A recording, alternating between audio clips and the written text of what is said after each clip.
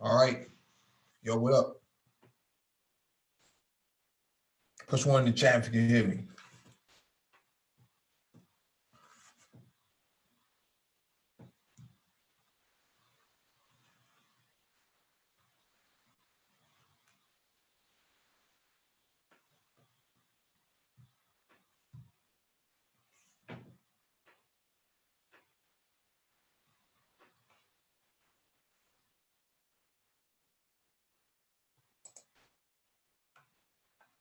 I got a confirmation from the chat. Thank you for the confirmation.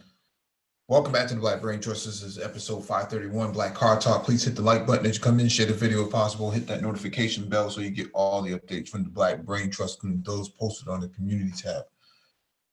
If you want to engage in a discussion, there'll be a link in the chat for you to click on. When you click on the link, make sure you raise your hand so that one of us can acknowledge you and advance you to the panel.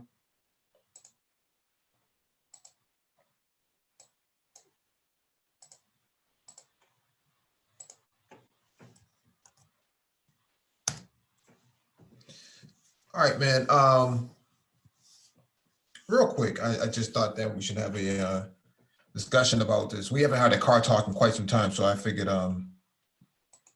we can have one real quick based on what's going on.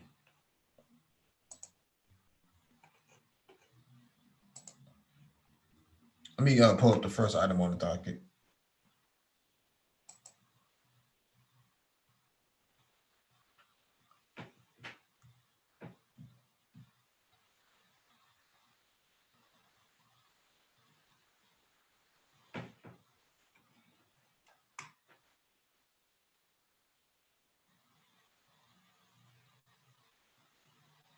Hey, let me give a shout out to the people in the chat who showed up first. To Mac Red, Run It, for sure.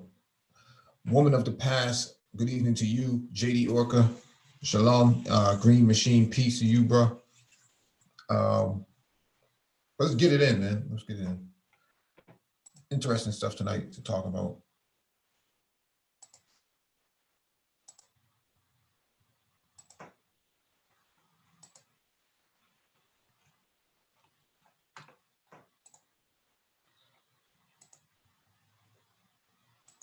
Throw this up there real quick. All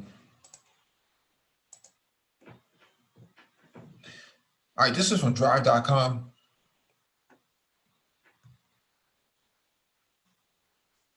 This rad Euro-built C4 Chevy Corvette wide body is a cross-cultural masterpiece. Yeah, I like this, man. I like it because it's different. I was never a fan of the C4s anyways. I always thought C4s were just in comparison to everything else that was out at the time, I just thought that those cars were very compared to like Lambos and stuff, the Countaches and things like that, they just wasn't there like that for me. I was never a big fan of them. So, but this this does it for me. Definitely does it for me, man. And they're right to call it cross-cultural.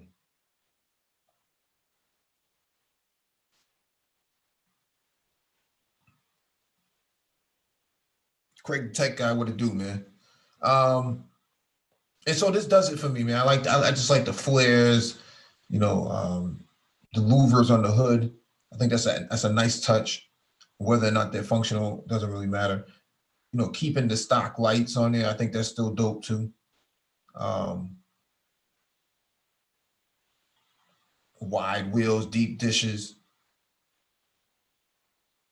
the stance, the wing back there, obnoxious as can be. I'm not a fan of the mirrors though. I think the mirrors are whack.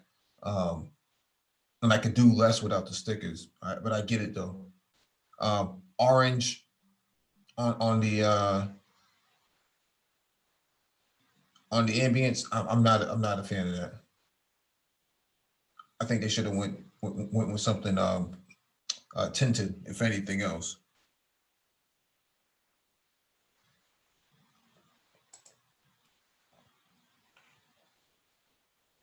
And see, I got mixed feelings about the rear end. I feel like, you know, it's plain back here, but busy up front. And so really understated back here, overstated up front.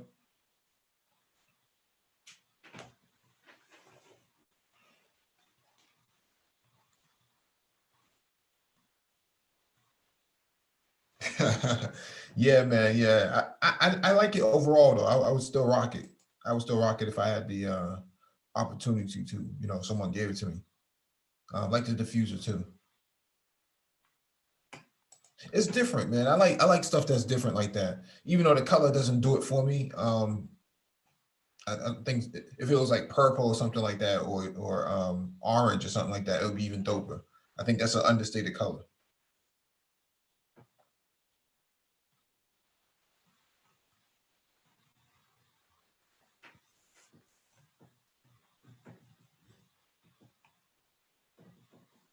Yeah, I can't imagine what it drives like though. You know, I can't imagine what it drives like. Um, such an analog car, you know, compared to like modern cars, it's all analog. So I can only imagine what it drives like. I like to see stuff like that, man.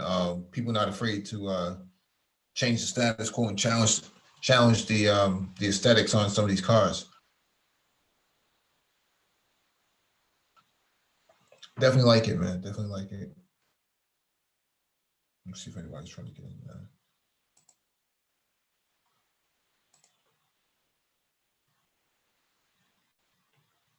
Um,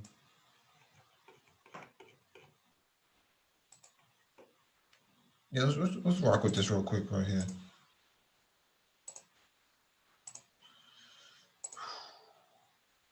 All right, this is from Auto Evolution. Genesis Coupe rendered the GT70 looks like a Ferrari Roma's Korean cousin. Interesting.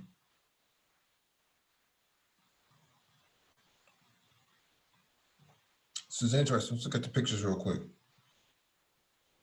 I don't know, man. I'd be afraid that Ferrari would try to sue if that's supposed to be an actual um, um, not a rendering, but an actual pre-production vehicle. I'd be worried that Ferrari would try to sue over that. But they can get away with something like this if it does come to production.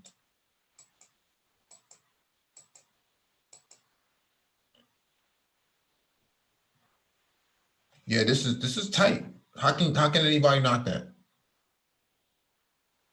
I mean, people pay, you know, buku bucks for the Infinity Q50 or Q60, whatever the coupe name is for that, and nobody seems to have a problem with that. I think it's challenging.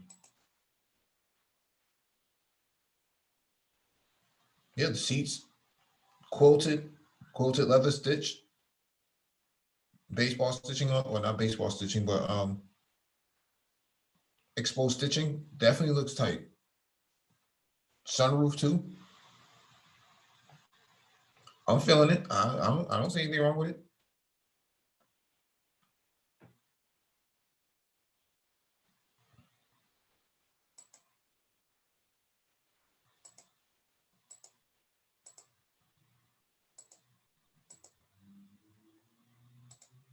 All right, let's go to the article. Then came the G70 compact executive sedan as a middle finger salute to the BMW 3 Series, packing the twin turbo V6 from the Kia Stinger GT, as well as all-wheel drive and a 6-speed manual as optional extras. The South Koreans really got going with the production of the GV80 mid-size SUV that debuted 3 new engines. With 4 nameplates on deck, the time has come for Genesis to look in a different direction in order to appeal to a different audience. This is where the GT70 entered the scene, a fixed head coupe with the same underpinnings as a G70 sedan. We knew about its existence since 2016 thanks to an internal presentation that describes the GT70 as a near luxury sport coupe. Also worthy of mentioning, Genesis highlighted that it would evolve into a full lineup with the launch of 6 models by 2020, including a near luxury SUV for the compact segment GV70.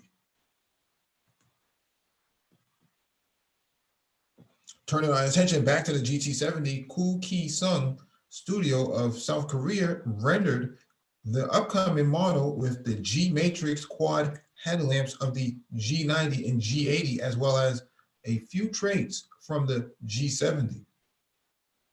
We can we can also identify a few styling cues from the New York City concept from the 2016 New York Auto Show and influences from the Ferrari Roma.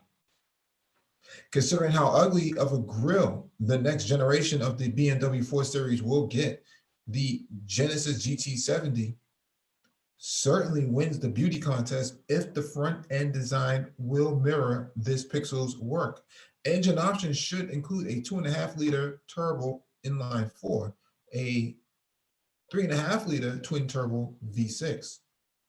And given time, some sort of electrification may also be added to the list.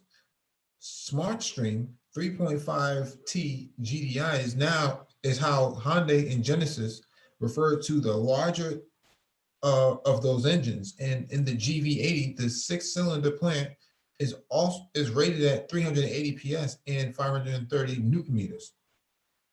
That's 375 horsepower, 391 foot-pound-feet of torque, putting this car against the M440i with rear or all-wheel drive. BMW is expected to give the M440i the B58 turbo straight six with 387 PS or 382 horsepower and 500 Newton meters and 369 pound-feet of torque at the crank. This is interesting, man. This is a whole different ball game. If they can, let me expand this out. Yeah, if they can capitalize off of something like this, it is a lot of curtains for Jaguar. Okay, Jaguar's in trouble. I would say Mercedes would be in trouble too, because those who are going to go out there and buy the AMG GT series, people aren't going to buy that if they can buy this. Those are potential buyers.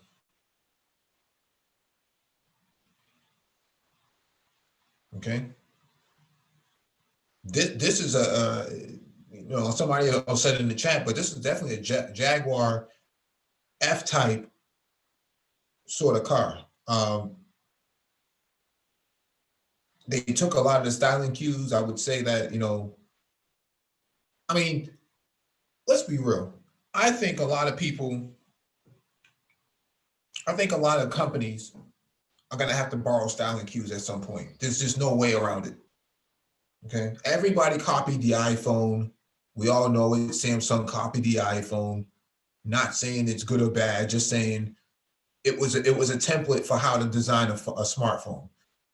Jaguar, Aston Martin, Ferrari, they all seem to have gotten this right. They all seem to copy from the same canvas. Okay. It's not uncommon that a company like Hyundai is going to come right behind them and say, okay, we'll take what works for you all. We watched the market. We saw your car sell. We know what works. We're going to take the bits and pieces that we do like and then make a car for ourselves and call it a day. It's not illegal. It is what it is. It's not illegal. And they'll sell it at half the price and they'll sell a lot of cars. And that will be the end of the story. And, everybody will just remember the victors at the end, which would be the Genesis.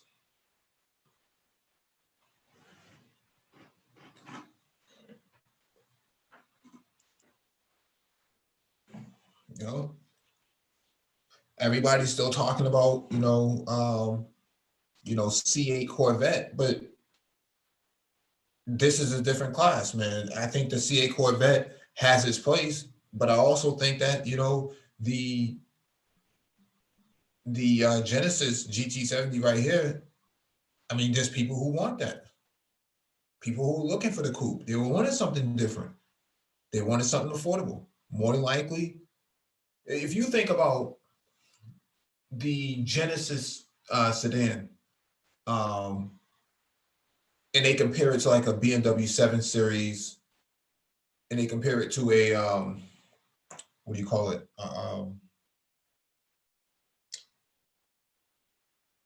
What do they call it? The Benz E Class. Maybe even let me let complex on. Maybe even a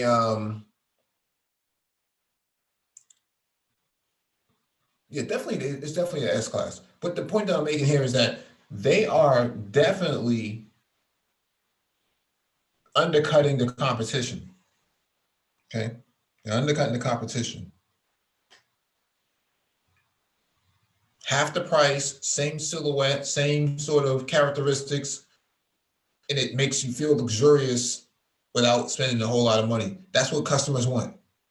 Customers are willing to pay for it.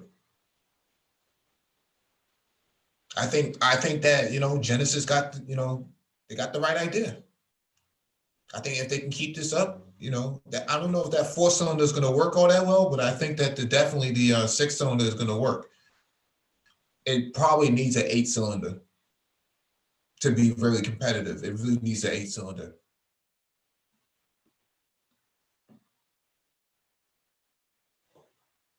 So that's where I'm at with this. I don't see anything wrong with this.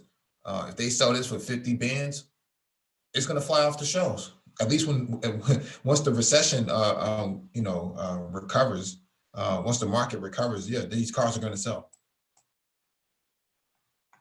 and it's going to sell to prospective buyers who, by and large, were already looking for something new to upgrade to. Now, if they come up with a hybrid, then it's game over. I think they can come up with a hybrid. How great will it be? I don't know. I mean, it looks like it has a lot of room in it. They can probably fit, a single cell battery in the behind the seat, possibly. Who knows? Hey, what's going on, Mike? Hey, your mic volume is down.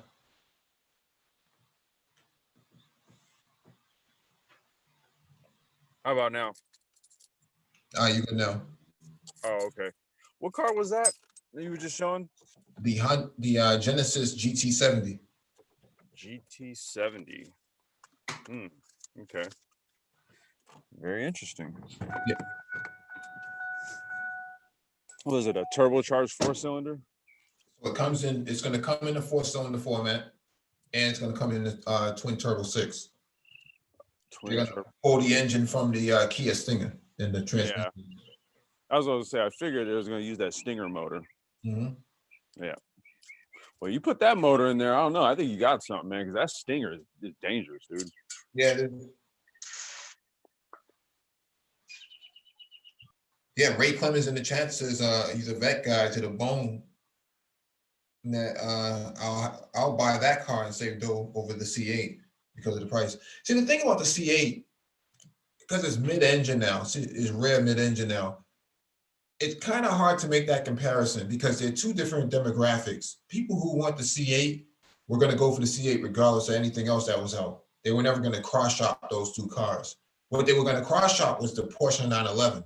Okay, they were going to cross-shop that. They were going to cross-shop the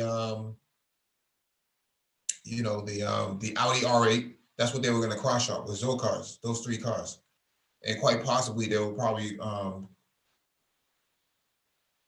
cross-shop the Mercedes, okay, the AMG GT series.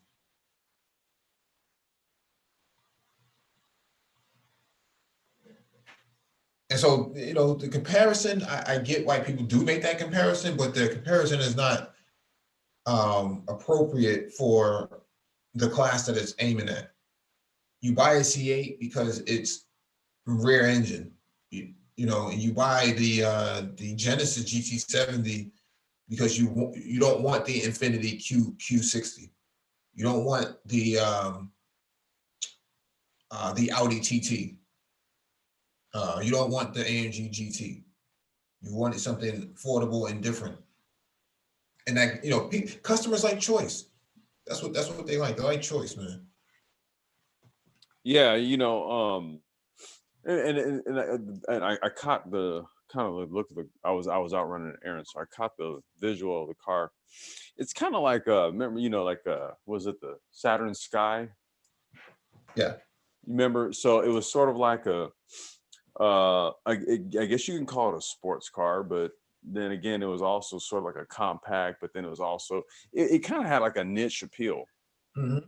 You know what I mean? And I think that car kind of has the same, like you said, it's one of those in betweens, right? You're not looking for this, you're not looking for this.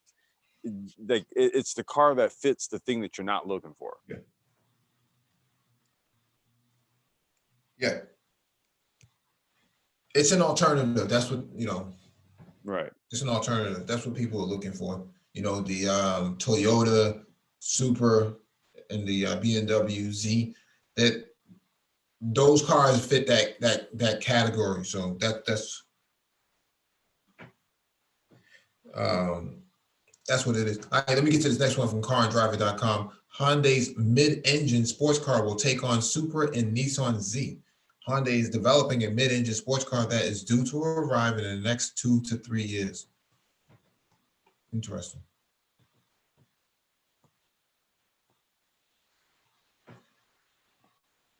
Mid-engine cars are like assholes. Everyone has one. Having taken grip at blue-collar brands such as Chevrolet and Ford, mid-engine mania is now working its way into luxury marquees known for putting the engine up front, such as Maserati and Aston Martin. Of all newcomers, though, no vehicle highlights the current sports cars zeitgeist quite like a mid-engine Hyundai. Fortunately, unlike assholes in opinions, mid-engine cars really stink. When it arrives in 2 or 3 years, expect the Hyundai to bring mid-engine dynamics to a new level of affordability.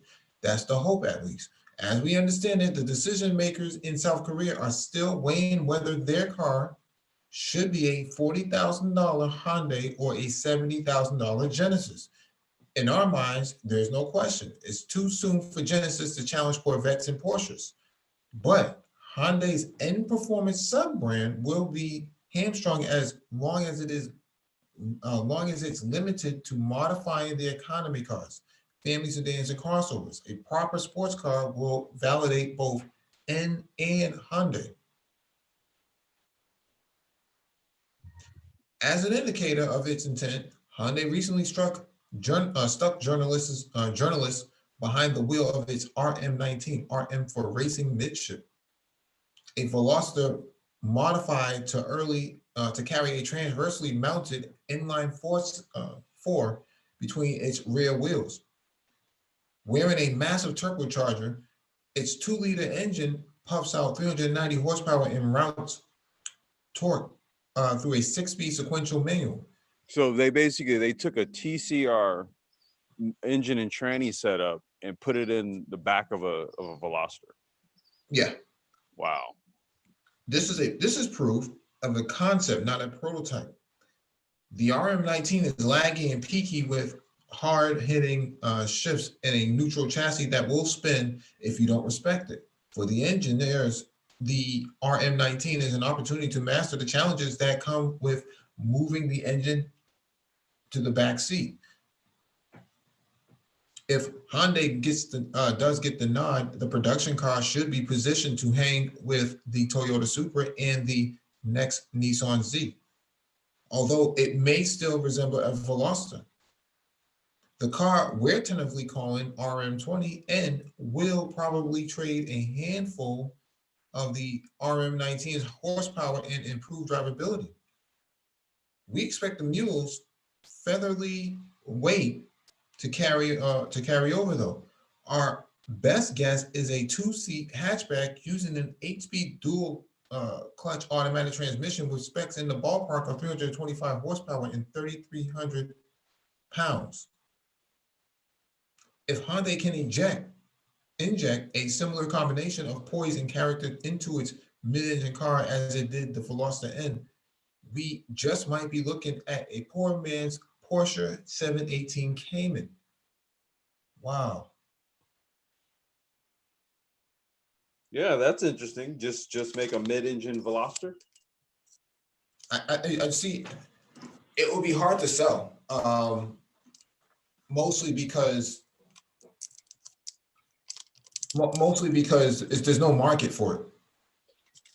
There's no market for a Veloster that costs $45,000. Just not a market for that. Look, if you took that Veloster, right, and you made it, because it would have to look, if you were gonna make a mid-engine version of this car, and maybe you could pull up a picture of it, it would have to look aesthetically a lot like their rally car. So if they made a mid-engine Veloster that looks like the Hyundai rally car, the WRC rally car, I could see it selling. No, it's not. Here's the deal. Hyundai is a value brand. Right. You don't sell a $45,000-$50,000 hatchback on a value brand. It just doesn't work. Volkswagen can barely move the Golf R, and that's the best-selling hatchback in the country. So yeah, well, I'm saying if because the market right now, just the market, the automotive market as a whole, well, I'll tell you right now, dude, and this is my honest opinion. I think just pretty much anything automotive related at this point is a gamble. You saw that video I sent you a few days ago about those auto storage barges that are out off the coast of California. Yeah. Ships just basically storing cars. So I don't really even like the outlook of just the car market as a whole. But if Hyundai was going to do something like this, I'm just saying, if they were going to do something like this, I could see a mid-engine Veloster at around the $45,000 price point. If aesthetically it had the appeal of the look of the WRC car. I'm not saying it has to look exactly like it, but aesthetically, that look with a mid-engine configuration, I could see it. Yeah, if there was an audience, but there's no audience to buy the Veloster. Well, that's the problem, right? That's what I was saying. Like let's take the current situation out, right? Like if Hyundai was going to do this, right? I could see a value proposition in it. Now, is there a market right about now? I don't know, dude. Because actually, there was a video I watched earlier. I was going to send it to you. It's about the used car market, man. It's very, very, very dire signs. Yeah. I just think that they're debating on whether or not this will sell as this would sell as a Hyundai, or would it sell better as a Genesis? I think it sell better as a Genesis because the Genesis brand, the logo and insignia and whatnot, the marketing is there for it. But the problem with that was what the article stated. They have the InSport brand, right? So the TCR cars, the WRC cars, all their motorsport program is done under that InSport badge. So this would actually be, that's why I kind of see it. I see it as like a natural evolution of the InSport brand. They already have a whole bunch of different production race cars. So now we make a sort of like we make a new variant of one of the production cars, but it's under the InSport brand. I just, you know what, Mike, honestly, dude, I just think we're in the wrong time. Yeah, it is. If we went back to the 2000s, bro. Yeah, 10 years ago, this made sense. Yeah, you know what I'm saying? Back when the GTR first came out and whatnot, that made, this car makes sense 10 years ago. Y'all hear me? What's going on, dude? Hey, what up? Uh-oh. Ty got out of there. No, he's making adjustments to his mic. The thing is, yeah, a car like this 10 years ago, you could make a case for it because the Volkswagen had the R32. Right. Hey, Mike, okay, there you go.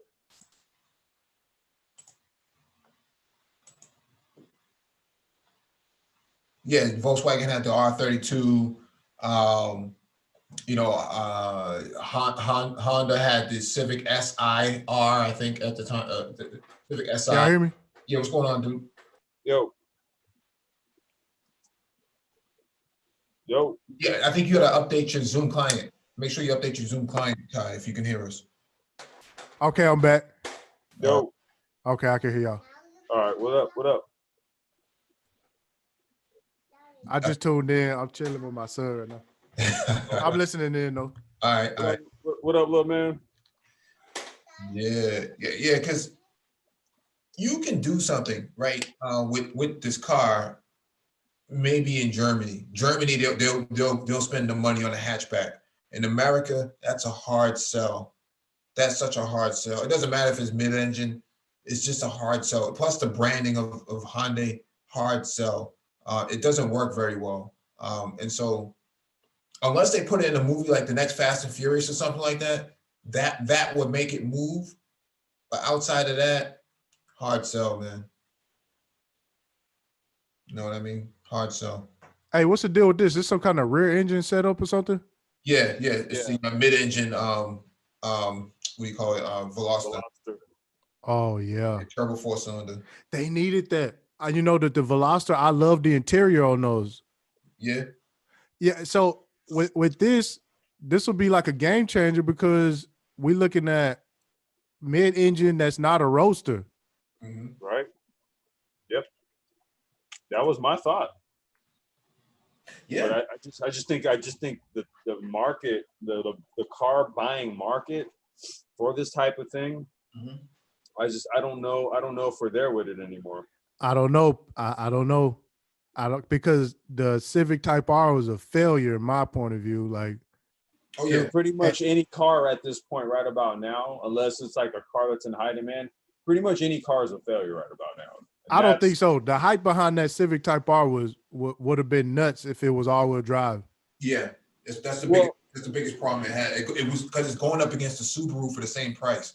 You get an STI for the same price, all-wheel drive, and it has a lot of aftermarket support. Well, that was my problem with that Civic SI, dude, because I had Civics in the past, and you know, it was sort of like, dude, Honda, what are you doing, dude? Like, you're literally selling a Civic for like, what was it, 50 grand or some shit? How much is that SI?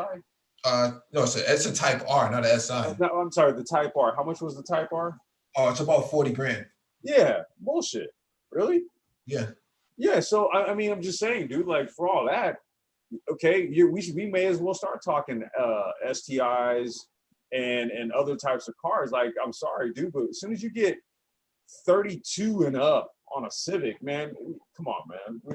Well, see, look at how many other companies utilize Honda engines in rear-wheel drive, rear engine setups already. Like, Mhm. they should have had something other than the S2000 to like go in there and compete with other 4-cylinder sport compact cars. Mhm. Right. Mm-hmm. Yeah, definitely, absolutely, man. Yeah, Honda took a turn. I don't know, somewhere maybe like around the late 2000s, and I don't know. They kind of abandoned a bit of their performance pedigree, and they just went full on like bean counter, penny pincher, grocery getter, and the shapes of the cars. I basically I stopped liking Hondas after a certain point. They just became ugly to me, and they remain ugly. So it's yeah, I don't know. Yeah. If Hyundai pull this off, I see it being a win, bro. That's what Complex is saying, but I'm saying 10 years ago this would have been a win. No, I'm saying Right. that, but 10 years ago, yeah. Yeah. Now I don't see it, Todd, because it's hard to sell, man. It's a hard to sell car. I don't know, bro. Okay, look at it like this. There are no sport compact cars that are this aggressive looking right now. All the box flares and stuff is gone. Mm-hmm. And people want something like this. I think if they pull it off, it'll be a win. Yeah, but you're talking about a production run on a car like this versus the buyer's market. Man, it's not like I said, 10 years ago, this made sense. Man, I'm seeing those Type R's running around here. Yeah, because they're probably dirt cheap right now.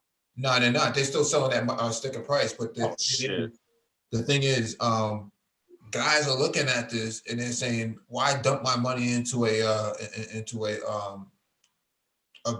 beater or dumping new engines into old cars? Why not just put the money behind this and have some? Man, do you know what that car looked like? Stands down with some wheels.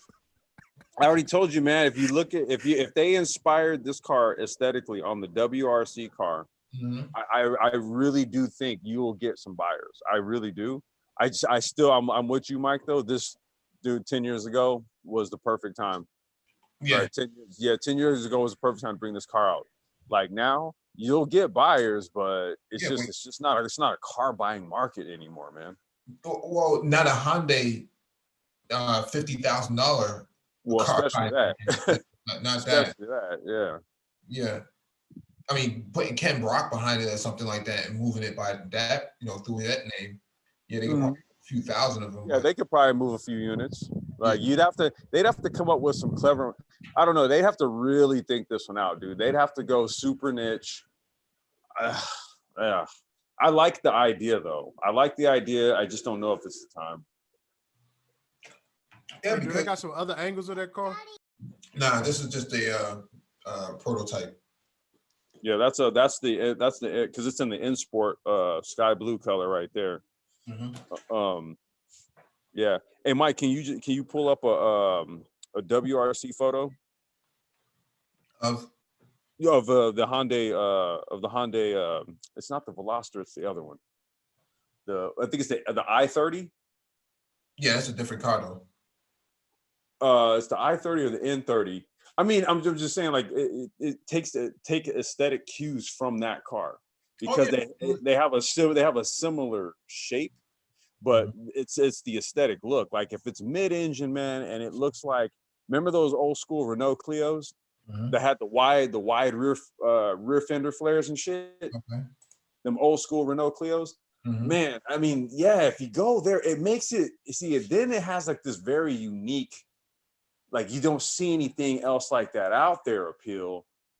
And maybe you can go with that. And then, like you said, if you were to put it in the hands of like a Ken Block, and let's say he did like a Gymkhana video, he moves away. I think it would be hard to get him to not use Ford, but like if he made like a Gymkhana video with it or some shit, yeah, I could see something happening.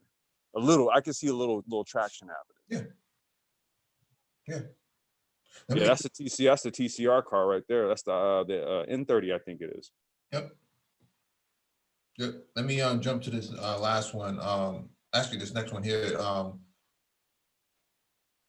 This one is from Auto Evolution. C8 Corvette Stingray Z51 high wing looks neat with BBS C8R chrome wheels.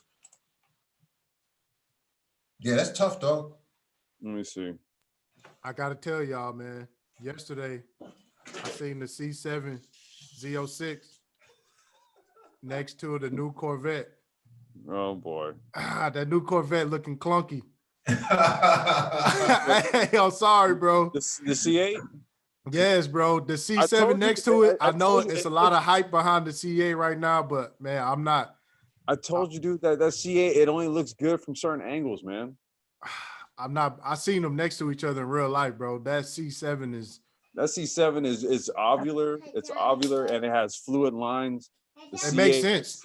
Yeah, the C8 looks like it was pieced together from like 3 different cars.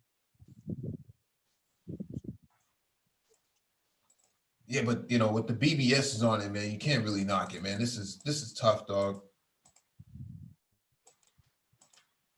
I'm liking this, man.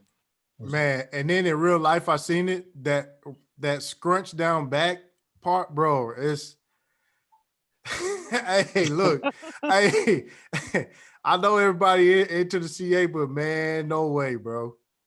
I ain't going, bro. I ain't going, dog. I can't. That's because it didn't have the Z51 package. That's what you were looking at. Nah, I was looking at the Z06, man. That nose is so high on the C8, bro. Yep. Even if they could bring that nose down maybe about 3 inches and then let the design come from that far down. I told you, dude, the front of the C8 is too pointed. It's not rounded. It's not round like the Corvette is. It's like you said. It sits high, and it's triangulated. It doesn't even have like the aesthetic look of a Corvette from the front end.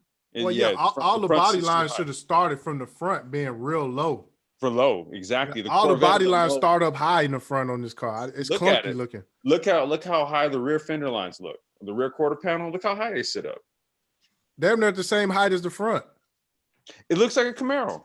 Oh man, I ain't going that far. That shit looks like a Camaro from the back, bro. I ain't I'm going sorry. that far. I'm going that far, dude. Look at it.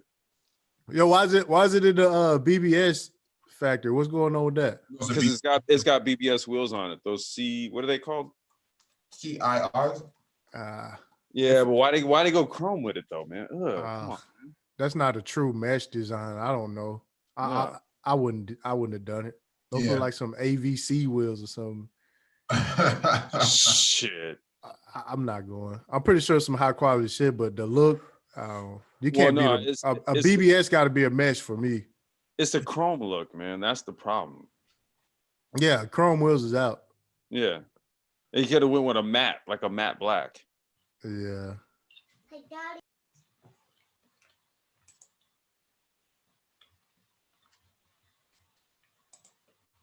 All right, let's get to the meat and potatoes here, man. Street legal Corvette C8R conversion hit sweet spot. Let's look at this real quick, man. Yeah, man. I'm going, dog. That's on another level. Them dive planes on the. I mean, yeah, you have to do all this to make it look palatable. I think so. I mean, because I'm saying, like, think about what they did. So they paid for the car. Okay, that's a Brembo big brake kit. That brake kit probably is 10 grand. Look at the size of those rotors and calipers. Mhm. That's Brembo right there. So that's probably about 10, 12 grand in brake kit right there. I don't know what wheels those are, but those look like 20s. Right? We're looking at maybe an air ride suspension. Look how the front's dumped. Mhm. I mean, so now we just put another 25K into it just to make it look. Wait, like those HRE wheels right there. HRE wheels. So the HRE wheels are what? Those are probably about 2,500 a piece right there. Yeah, he paid for them. I don't know. Those are monoblock. Those ain't multi-piece. No, they're not multi-piece. Okay, so they're probably maybe $1,000 a piece. $900 a piece for these wheels, 10 grand for the brakes, and then you're looking at an air suspension that he probably cost him like 5, 6, 7 grand to make it look like this. And then there's some body work done in the front. Well, they look like it's just carbon fiber pieces that's added to it. Yeah, what you probably spent maybe 2 grand on. So, I mean, you dumped another 20, 25K in it to get it to look like how it should somewhat look like from the factory. I don't see anything wrong with it. No, I'm it's saying kind of tough. I'm saying it should actually come from the factory, not looking exactly like this, but closer to something like this. I think what they're trying to say is that this is closer to what the Grand Sport is going to look like, or the Z06 is going to look like. That front lip piece is tough. Yeah, it is. That's tough. I ain't go front. As soon as you start kitting it out, it looks better. That's why I kept saying, dude, if you give me a GT3 version of it, then yeah, I'll take it because it looks good. But just like stock on showroom, it's ugly. Yeah, but if you do this kind of shit to it, if you do this right here, then it makes it palatable. Yeah, but all Corvettes are like that. C6s, they were all like that. The base was always flimsy. It was always designed that way. No, but I'm saying, like, Ty was just saying, that C7, you just tint the windows and you good to go, man. That motherfucker's sweet. You didn't really have to do much to the C7, man. I seen them things look balls right off the showroom. Like I said, I just think that the front of this car is just too. The body lines start too high. Oh, I like that fender on that front fender. That's stupid. Now it looks. That's what I'm saying, dude. Now it looks like something. It still looks like a Camaro from the back, but it looks like if you were gonna call a car a Corvette, then let's call this a Corvette, I guess. This looks aggressive. I like it. Mhm. It looks better than the showroom shit. I guess that's my whole point. Yeah. No, them burnt titanium tips. Yeah, that's Yeah, tough too. yeah. I like that half black piece across the back too. Mhm. Yeah, the wing looks interesting also. I'm not sure what they did with the glass though. They did some stuff with the glass. There's a scoop right there. Yeah, they put like some there's like some air scoops. I think they're fake though. You know, I don't know if it really goes into anything. Aesthetics. Yeah. I mean, it looks like I said, it looks good like that. Mhm. That's tough, dog. Yeah. Yeah, that's tough, man. I don't Yeah, know. looks like it's got some cojones finally. Well, you know, Tycity saying he's seen that C706. I'm like, yeah, that's cool and all, but I'm cool in the gang on this one, man. I can go with this. Yeah, that's kind of tough. I like that front fender. That's tough, man. That's the shit I like right there. That time attack Yeah. It's got car the shit. it's got the over flare on it. Yeah. Yeah. Even that side skirt right there, that black piece down the bottom of the side, that's kind of. Yeah, they just all they did was they did the right shit with the aesthetics on it, man. They accentuated it They correctly. still need a big old wing across the back, man. But look, it kind of, well, let's see, yes and no. Think about need a big old wing across the back, bro. Nah, think about the McLarens, dude. When you look at the like the McLaren F1, right? It has the same, it has a similar profile to this. It doesn't but because of the forward sloping, it doesn't really need a rear wing. I mean, this is kind of similar in profile. Bro, right that here. bitch need a big old wing across the back. I can He's right. see it. He's right. And he's a carbon fiber. That a big wide just no. Look, this this one ironing board across the back of that thing. No, that's the GT3 version. That one has a big wing sitting across the back, but this version right here, looks good just like that. I like the side skirts on it too. Why? But I think what's to Ty's point, why be understated in the back, be overstated up front? And on down the side, you know what I'm saying? And the back bumper got the rear splitter across the rear bumper splitter. You don't see how you don't. I guess the problem here is that you really you don't necessarily have to go. Well, okay, I guess you're talking aesthetics. I'm going more function, right? So on a mid-engine car, you don't really have to go big wing on the back because the motor is sitting right between the two rear wheels. Nah, you gotta go big wing. You gotta do like Acura did with the NSX.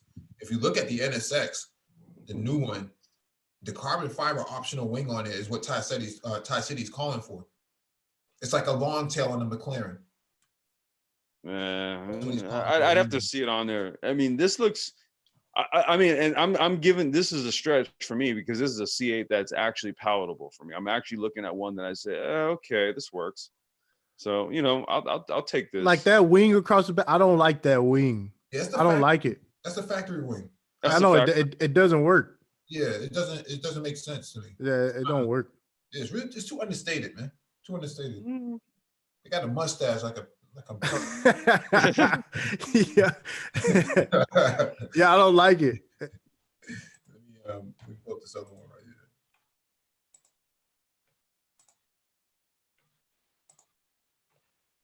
Yeah, I mean, okay, you can see where it's been widened over here. Yeah, but no, see that wing. I'm just looking at the aero profile. That wing works. I don't know. Yeah, it just the aero pro. I mean, I'm a function guy, so that wing right there, it looks good. Mm-hmm.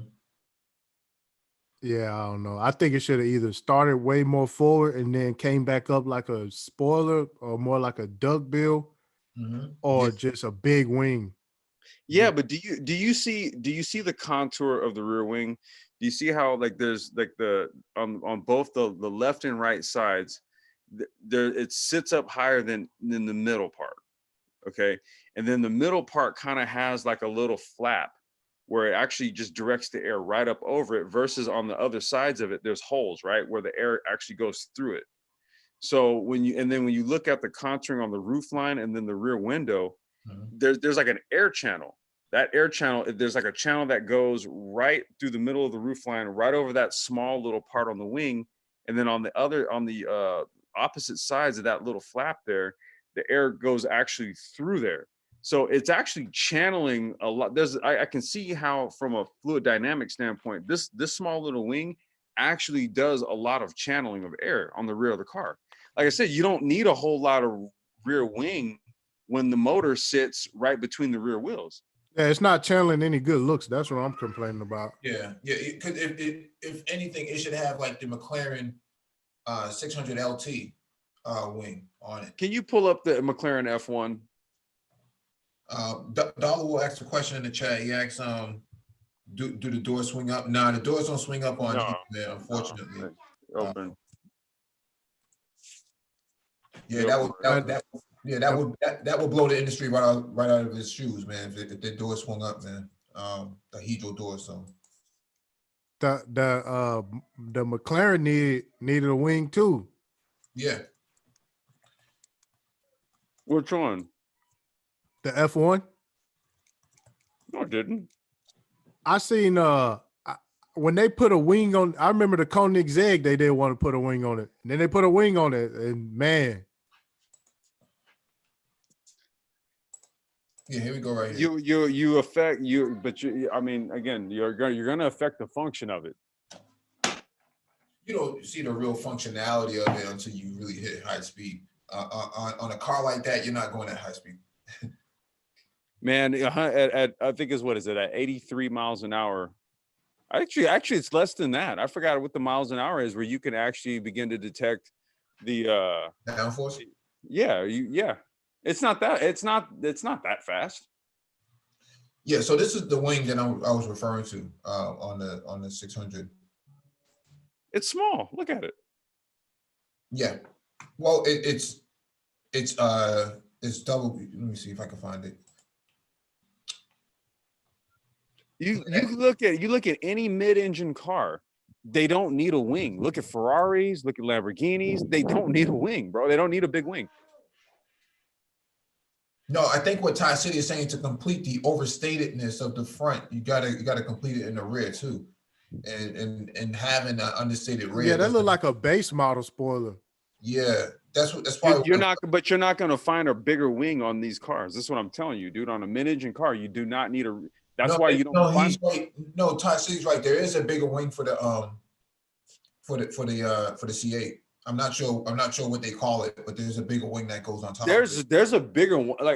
I've seen one. It's on the race car. They have a bigger wing for it. I'm just saying, like, from a mid-engine car standpoint, there really is no need for it unless you're literally going full on race car.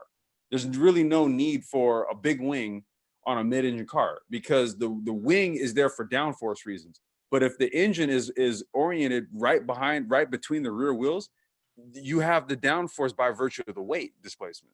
Yeah, but that's cool. But what Tycity is saying is that the overstatedness of the front needs to complete the rear, and in that photo, it didn't complete the rear. It's just kind of tacked on like a clip-on tie. So yeah, this is what I was just referring to right here. This wing serves two purposes. It's grooved on the inside, and then the edges also serve its value. Plus, it's that's the same thing as that on that Corvette. Is the same thing. It's meant to absorb the fire that comes out of the exhaust, so because it's double wrapped. So, you said McLaren F1. Let me go up there and grab it. So.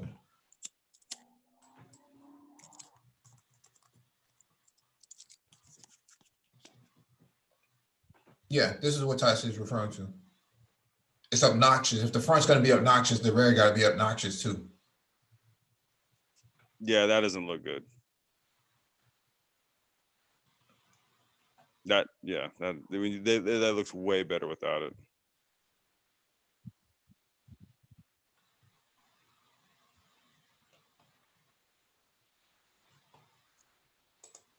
Hey, go to that silver one up at the top.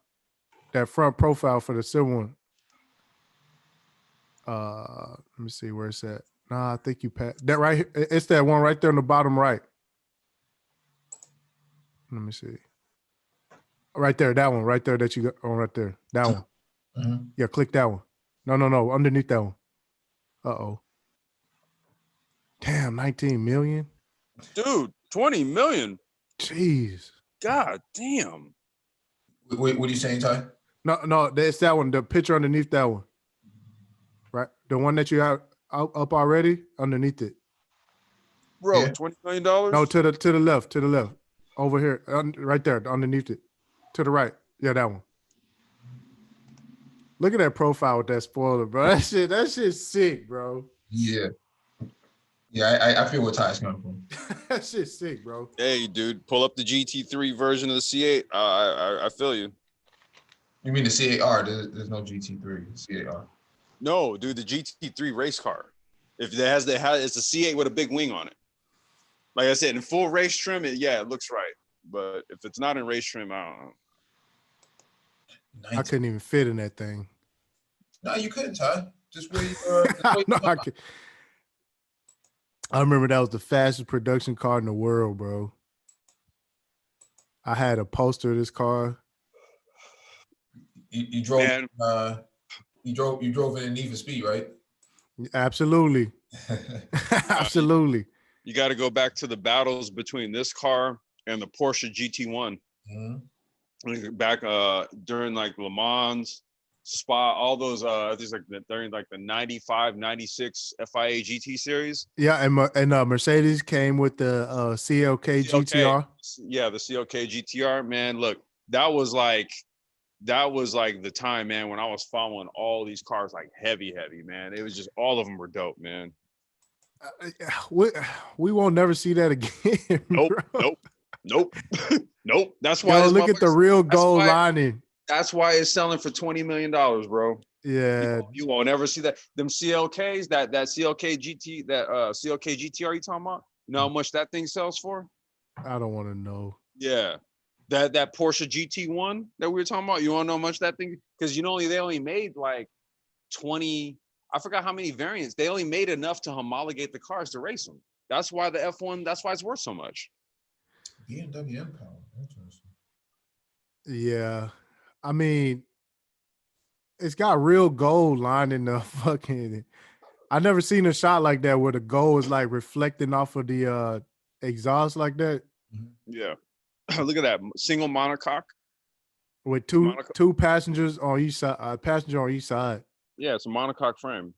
Yeah, that's wild, man. Like literally, it's a production race car. That's literally what that is.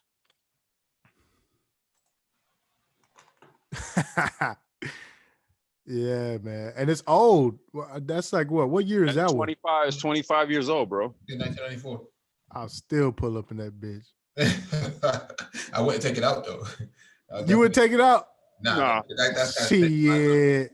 Maybe the cars and coffee, man. Maybe the cars and coffee. $20 million, man. I don't know, man. Maybe you know what? You're right, Mike. That just sits in the that sits in the garage, man. Ah, what a shame, man. That's a shame, man. I can't risk it, dude. I can't risk it, man. What do you do? Start it up?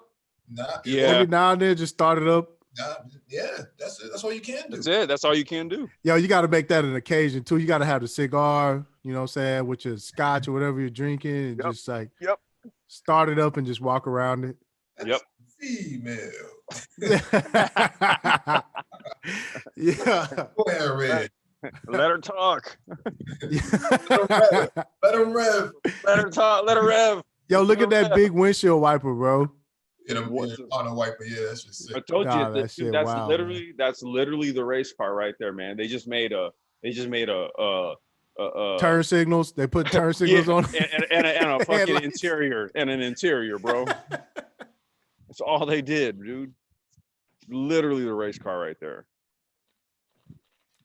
EP in the chat said Wyclef used to have a McLaren F1 and sold it for $3 million. He must have been. Yeah, he sold out early, man. Yeah, man.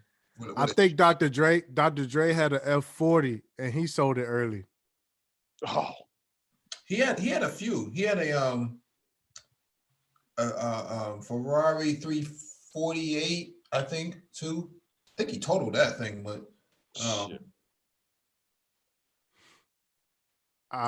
Ludacris still sitting on that what is it, the M14-6 or something like that? What are you talking about? What's that? The Maserati? No, he had a Chrysler car that they had built. Oh, you're talking about the prototype that never came out. If I'm not mistaken, it was like something like a 16 cylinder. Yeah, what? it was built off of the Lamborghini chassis at the time, I think. A Chrysler? Yeah, Yeah, it was a damn. Why do I want to? It was something crazy, ridiculous, like 16 cylinders, 4 turbos or something like that. What the fuck? yeah, I know what he's talking about. Just before this is just before Chrysler That's- sold Lamborghini to Volkswagen. Yeah, he got that car. Yeah, Wow. it's a prototype. So Did he get it? Did he get it for doing the damn Chrysler commercials? Is I that don't- what he got it for? I don't no, know. because they auction off those cars all the time, man. Those prototypes and stuff. Prototypes, yeah. Jackson Acura used Ludacris's Acura Legend for their restoration program. Yeah, Oh yeah, that's right. Because he had his old Acura Legend. Yeah, they He restored it he's- for him. Yeah, they restored it for him. He still has it. Yeah. amazing.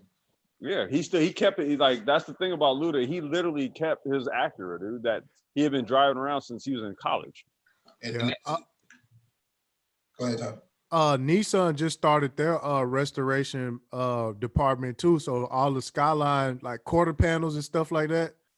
They reproducing them. Yeah, they got part numbers and everything now. Yeah, they took them long enough because Ford jumped on. That's how the whole whatchamacallit, resto modding industry kind of happened with those pro tours. Yeah. Dudes taking like 68 Camaros, and then what they do is they just rebuild them with all new technology.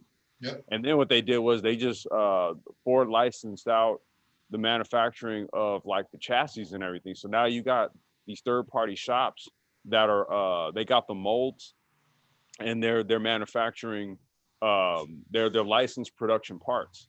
They're not original, but they're licensed production parts off the molds. Well, yeah, I mean, Nissan, a lot of those cars got imported. You know what I'm saying? A lot of that stuff got rust issues. Yep. And the restoration process in Japan is nuts, bro. Like, it is crazy what they go through to restore a car. Yeah. Mm-hmm. Plus, it makes good money for them too. So Yeah. yeah. Look at the front bumper on this, man.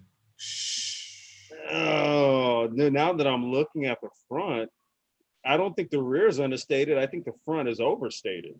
Well, that's what we're saying. That's what we've been saying. That if the front's going to be overstated like that, the rear should just be as obnoxious. No, man. Like, we got to change that front. I'm still not seeing it, bro. The bumper the hood line is too high.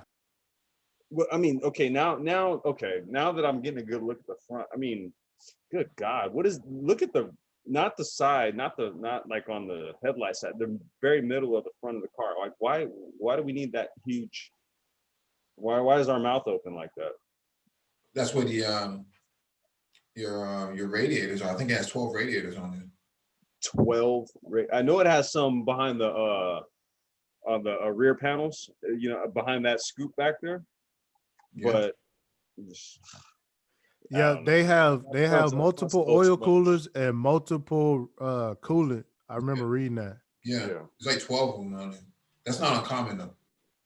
It's not uncommon.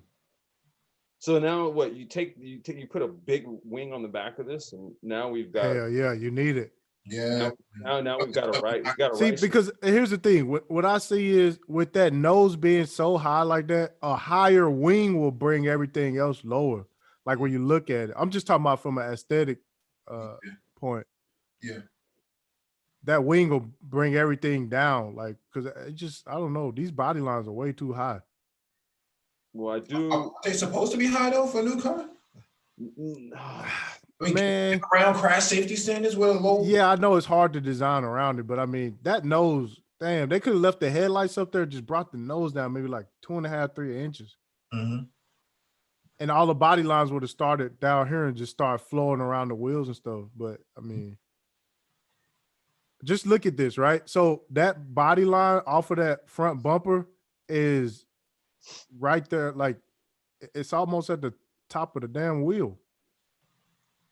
Where you mean from what part? Coming off of that side scoop right there, that body line coming from the nose is like way up on the wheel. Yeah. It's a, you know, you're right. It sits up high. Yeah, that's what I'm saying. That line should have started way lower than that. Mm. Yeah, the previous version of the Corvette just seems slung lower. Oh man, I seen them side by side. I was like, all right, I knew I wasn't tripping. I knew I wasn't tripping.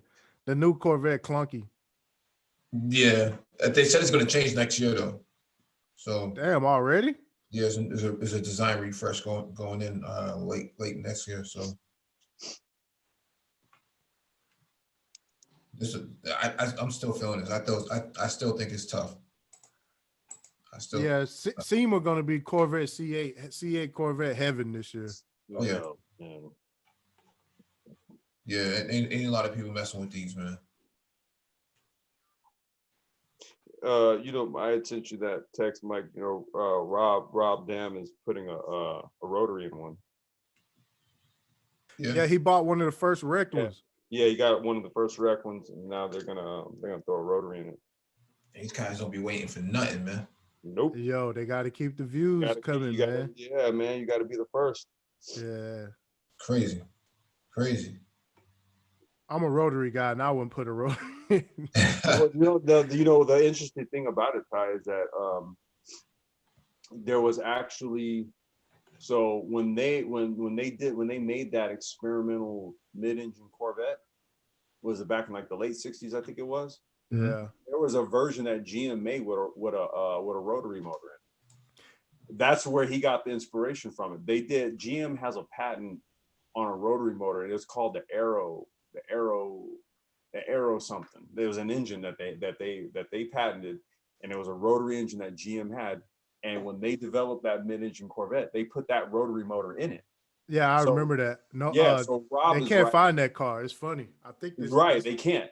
And so Rob is like, well, I'm gonna be the first dude to put a rotary motor in a mid-engine Corvette, just like the prototype version they did back in the late 60s. So in all actuality, Rob is like, he's like ahead of the CA game. I'm gonna be real with you.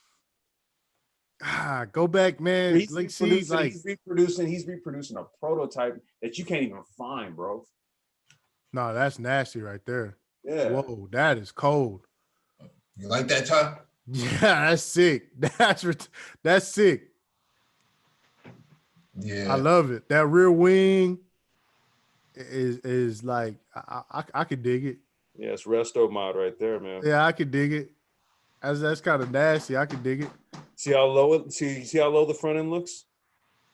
See, when you got a low front end, then you need the high rear wing. Yeah, is that a model car or a real car? I'm tripping. That's a real car, bro. that's real. That's a Man, real that look car. like a model car. It's just the photography. No, that's real for me. That's real. See, when you go low slung front end, you go high rear wing. No, this is it right here.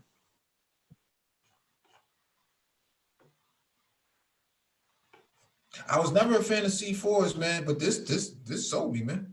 No, that one looks dope. There it is right I seen Oh shit, there it is right there. Wow. yeah. I seen somebody flip, what was it, the Z28 Camaro? Remember the old Camaro, from IROC Z? Yeah, I IROC mean that's just that's a 240Z front bumper grafted on there.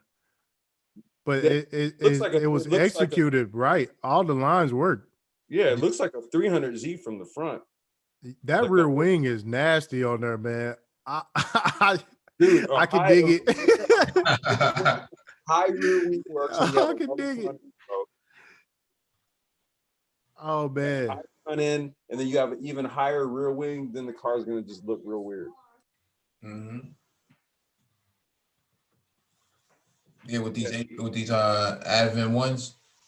Yeah, that's what I mean. It kind of has like a Japanese look to it. Yeah. Well, yeah, it's cross-cultural. It's cultural crossover, man. Not Advent one, like the real Advent. No, those are like real Advent. the Yokohama Tire Company got their wheel company.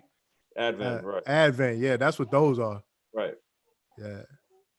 I'm not a fan of the mirrors, man. Too skinny, too small. Nah, no way. You know, you got to use the Yeah, you gotta have the mirrors. He should have freaked them and put them up like right behind the front wheels if he wanted to. Yeah. No, Well, I don't know. Yeah. no, I just don't like that. I don't like the type of mirror. It looks too girly.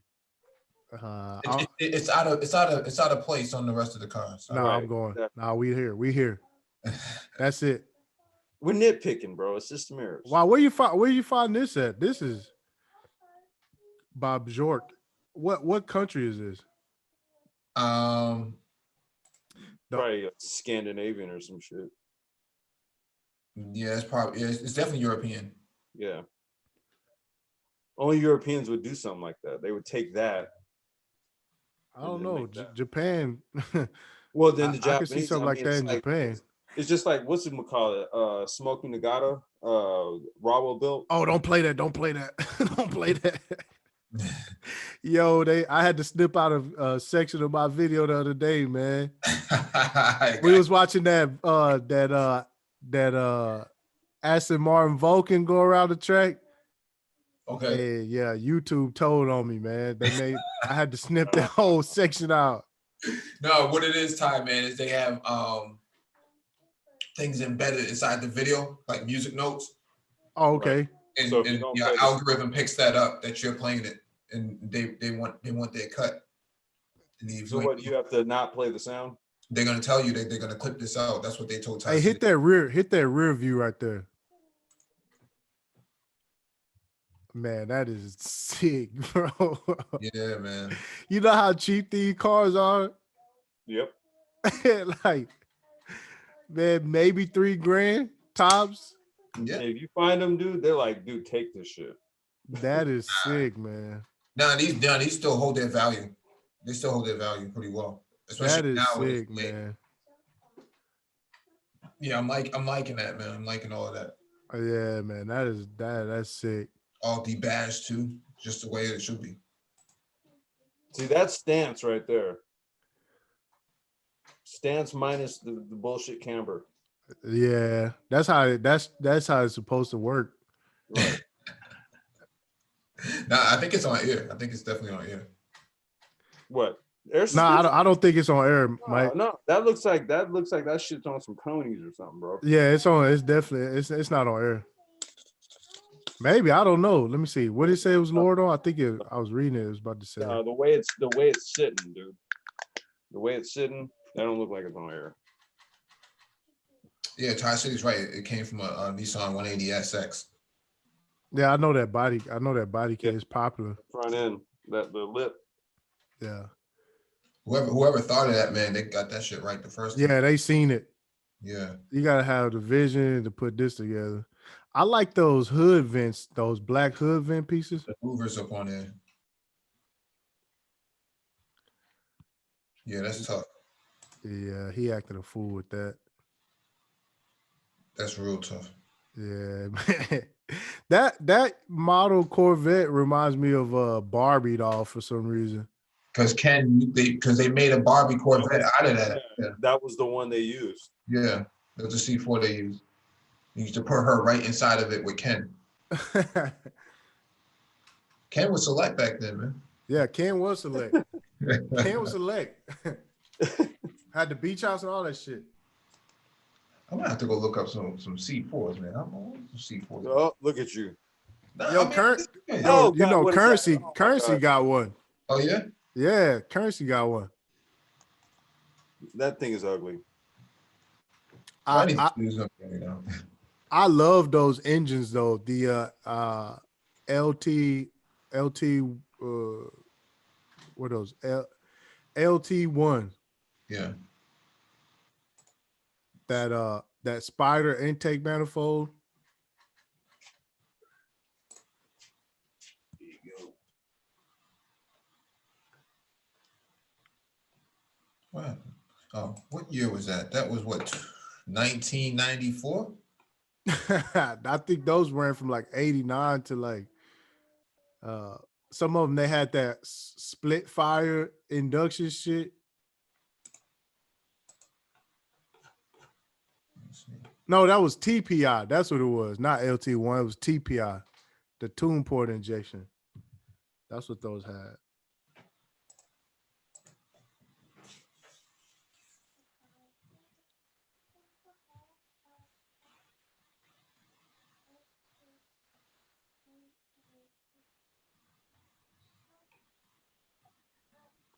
Crazy.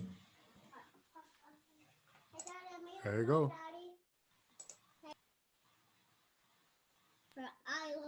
On the ARE wheels.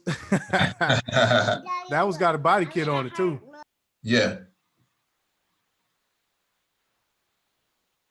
Yeah, I can only imagine, man. You're not gonna just buy it straight out and it's gonna look like that. Nah, you got to put in a lot of work to get it to look like that. Bjork. You can't find those pieces no more. A lot of people, they overlook cars with those kind of accessories, but man, you can't find that stuff no more. That was all like catalog order stuff. Yeah. And see, that one's got, I guess you take the T-top off and it's got like a spider type back on it. Yeah.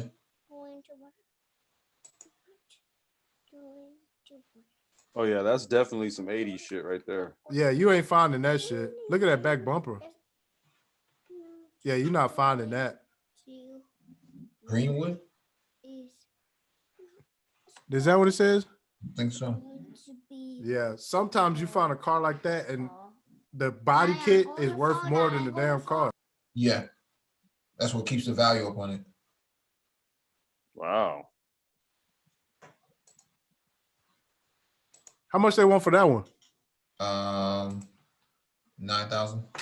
Yep. So, yeah.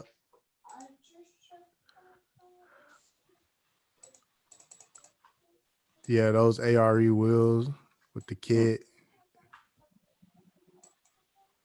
Yeah, back then when you bought cars like that you had to have money. You had to have money. Crazy, man. Look at that. Digital dash. Look at that interior, bro. Digital dash and yeah. That does not look like a Corvette interior. I think that's an 8-track in the No, that's the crash pad. wow. A crash pad. That's Look at the seats, leather seats. No, I'm putting some breedy racing seats in there. Yeah, or some I wouldn't put graded seats. I put some probably some Recaros. Yeah. I think they had a Recaro option too. Mm-hmm. Yeah, that's Look at that. That yeah, looks like that is crazy. yeah. Yeah, good look, Mike. It's not even a standard. You got I mean, God damn. yeah, I'm out. I'm out. Was it 39,000 miles? Yeah. Wow. 39,000 miles. Yeah. Over 30 years? Yeah, it's Yep. they would qualify for low mileage. Is it still under warranty? No, your doors ajar, man. My door. Your doors ajar. I don't know if you know. Sure. Got the auto reverse AC Delco going. That's probably Oh. sound like shit. Oh man. I mean, you gotta spend at least 20 bands just to restore something like this. Yeah, if you put that back, it would still hurt my heart because it's not a manual transmission. There it is, the tune port injection. Mm-hmm. I love to look at those engines. Mm-hmm.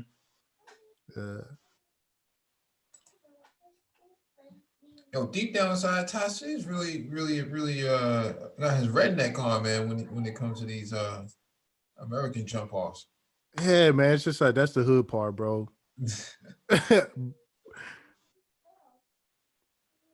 Yeah, That's somebody riced it out. They painted all that shit red. Then they put the fucking the upper radiator hose with the That's not factory? Nah. fuck no, bro. That's fucking AutoZone. That it's just a Wait, cover. Yeah, you can see the paint chipping off of the The valve cover, yeah. There. It looks like somebody inherited the car and they probably didn't know what to do with it. Yeah, it was more like fuck this. Yeah, it's inherited and shit.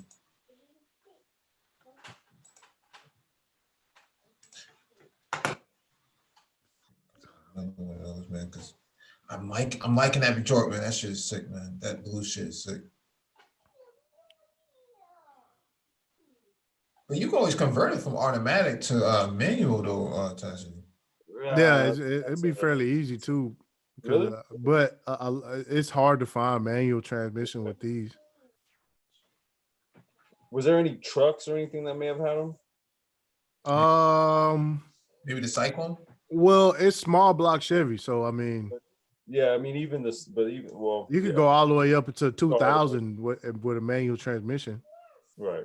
So you could source something from something else. Yeah, all day long. Yeah. Right. That's crazy, man. I remember a couple of years ago they was giving these fucking old ass Corvettes away, bro.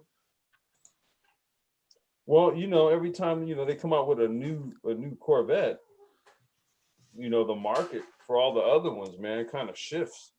Bro, ain't no way in hell I ever pay $6,000 for one of these, bro. Nah. I'm telling you, people was giving these motherfuckers away. Yeah, I was never a fan of this. That's a ZR1. Yeah, I was never a big fan of it though. Looks rather vanilla. Well, that was the thing about Corvettes, man. They Very standard. Yeah. That was the thing about Corvettes, though. They really didn't change all that much from the Stingray all the way up to the ZR1. Right. The engine changed, but that was the extent. Yeah, the engine had a plaque on it. Yeah, that was the extent.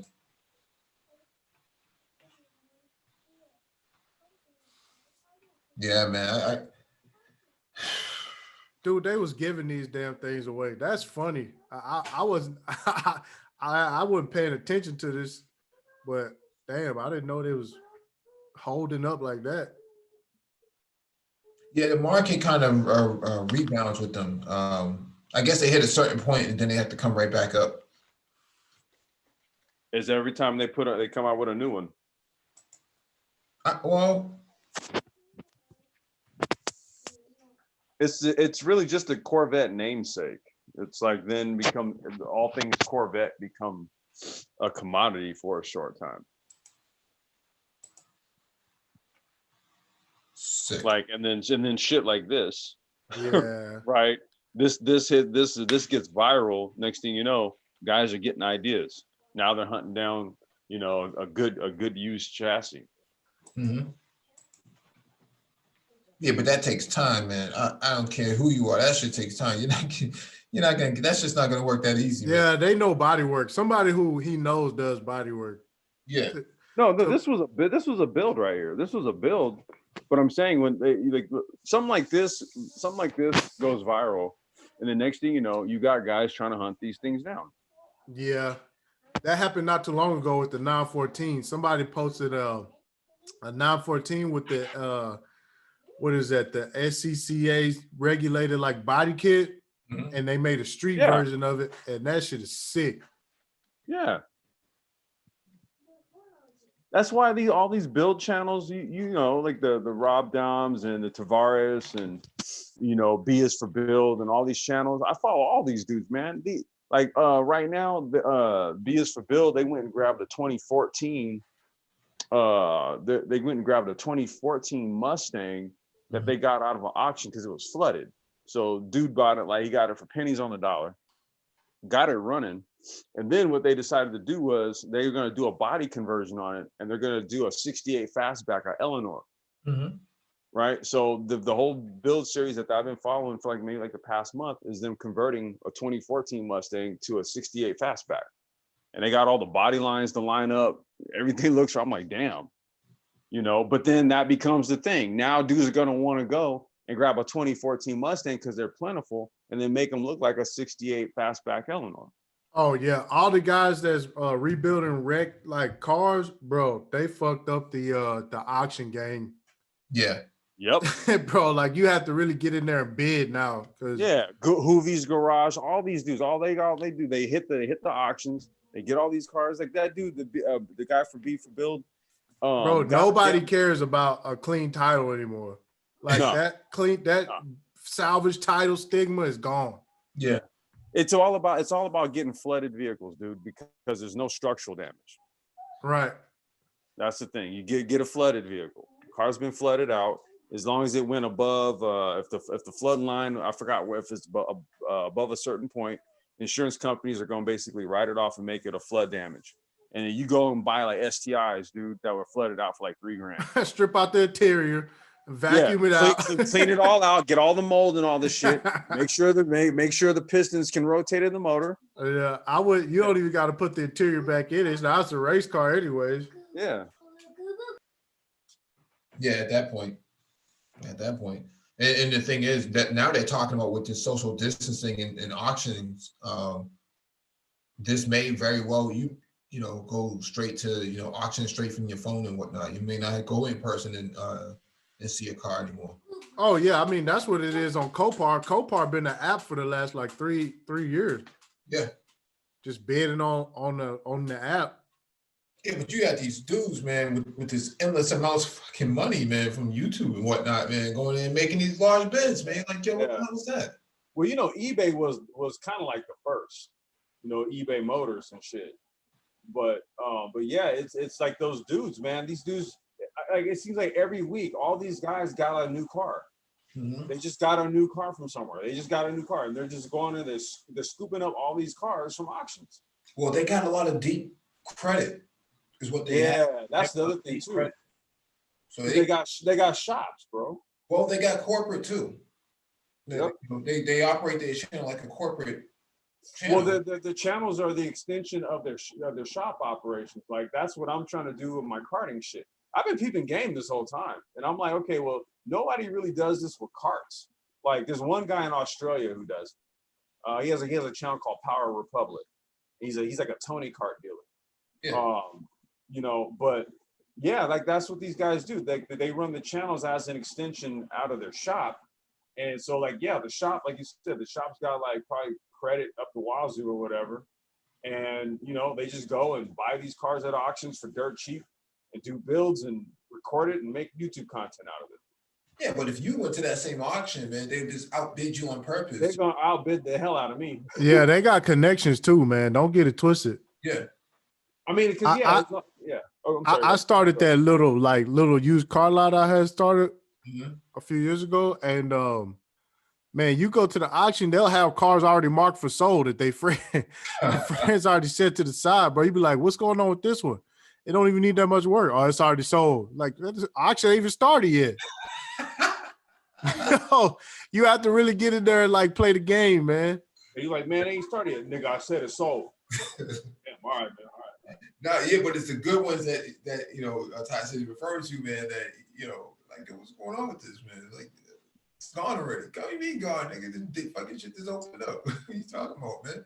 And these guys be getting it, like the B's for Bill, man. These guys picked up a Lambo Huracan and then dropped a damn dual turbo LS in it. Yeah, like what the? Like where y'all get the money for all this? Yo, hey, they had a McLaren 720 they got out of there that was wrecked on the side. Yeah. And now I guess they making a wide body kit for it. See that they're just gonna throw a little walk on and call it a day, man. Yeah, then they're gonna make the mold, then they're gonna press that kit, and they're gonna make their money back. Yeah, they're gonna make their money. That's what I mean, dude. The YouTube channels are an extension of their shop. So like with the B for Bill dude, like I really like his channel because he doesn't take himself too seriously, and plus he employs a lot of different things like 3D printing. So they'll 3D print parts. Yeah, it's another guy that I follow too that's good, man. Who? He I have to find him. He does it too. I'm subscribed to so many, man. I might even be subscribed to the dude. Yo, me too, man. This guy, when he get to restoring it, he goes and he just did a I think he did a Hellcat that he just did. Yeah. I had to find him, man. Nah, he's doing cold. Yeah, most of the stuff they're doing is dope. If I had a shop, I'd probably be doing the same thing. But some of the bills they be doing, I'm like, I could have did that. Yeah, absolutely. Like, how do they think about that, man? How do you come across a Lamborghini Huracan, man, and you just drop an LS in there? Like, because he got it wrecked, bro. That when he got that car, that was actually a burnt out race car. Yeah. It ran in Europe and it caught fire. And so he bought it directly from the team because they sold it to him for next to nothing because it was trash, dude. This shit caught fire. Yeah, but the thing is, they're all getting these Lambos. And all these YouTubers are getting these Lambos, man. It's like, how you find the cash for that, man? Yeah, see, that's what I'm talking about, man. Like y'all, where y'all, man, y'all just be getting cars, dude. Yeah. Unless, dude, unless somebody's fronting them cars on the low, man. Like, unless like somebody say, hey, dude, look, I got the car, I'll give it to you, and maybe they'll cut a deal like on like parts or whatever, right? And so he can make the content, right? Claim the car is quote unquote his. You know, I don't know, but I'm just some of these dudes. I'd be like, man, every week, like, what, like, really, dude? Like, you just bought like over the last 3 weeks, bro. You bought like 2 whips. Yeah. Look at what's his name? Who? Adam LZ? That cat? Tavares. Yeah, Tavares. Yeah, I mean, he has so many cars. He's just not working on them. I'm like, it's like he stays talking about having projects, bro. But then I'm like, well, you don't ever finish anything? Yeah. Well, he finished a Lambo. I give him credit on that. He did a heck of a job on that Lambo. That shit came out impeccable. On that Murcielago from Fast and Furious. Yeah, the orange one. Oh, he did a heck of a job with that. A heck of a job with it, man. Okay. That shit was tight, man. He did. I'm trying to remember what project he did, man. And it was like he did it, and then like halfway through, he was like, "Man, fuck this." It was like, I'm trying to remember which one it was. And I remember he did the Supra. They were building a Supra motor or swapping out a JZ2 or two JZ into a Supra, and they were going to do it. I forgot how many days, and then like he did it, and something happened to it. Yeah. But the Lambo did come out good. Yeah, both Lambos did. I mean, the white one, the Gallardo and the Murcielago, they both came out good, man. Yeah. I thought he did a pretty good job with the Aston Martin up to a certain extent, and then it was time to get rid of this thing. It's been passed through all YouTube now. There's a lot of people who have had hands on that. So. Yeah, I would say the thing about Tavares, sometimes it's like the cars that he gets, man. I'd be like, man, you could have passed on that one. Yeah. Yeah, I think he gets shit, and then it's like, damn, you know what? This is going to take too much work, and then he'll like kind of scrap it. Yeah. The dude for B for Build, all the cars that he gets are good. He always completes them. Yeah, but Sam Crack, I would say the same thing, man. He picks up some cars. I'm like, I don't know if I would pick that one up, man. Yeah. 2001 911 Carrera. I don't know about that, dog. That's not really hot. It's not a hot car like that. It's just a Carrera. If it was GT3, I can understand, but a Carrera, yeah. It's like, okay, what was that about? You know who always seems to make good buys? Hoovie's Garage. Hoovie's the son of a bitch, man. He finds all the good stuff, man. He always he just nails it every time. Like I don't know, that dude. He's a good prospector, man. That's why I follow his channel. Like he always gets good finds for cheap too. I'm like, what, dude? Like you never strike out, bro. Yeah.